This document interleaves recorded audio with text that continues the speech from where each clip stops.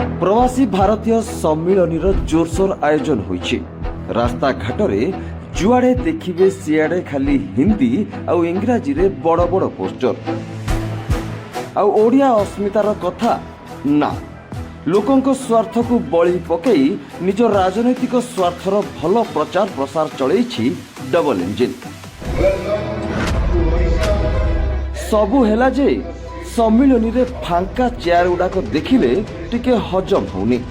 उद्घाटन उत्सव रे मुख्यमंत्री अभिभाषण समय माछी उड़ू नथिले। आउ आज खोद प्रधानमंत्री भाषण रे भी फांका चेयर।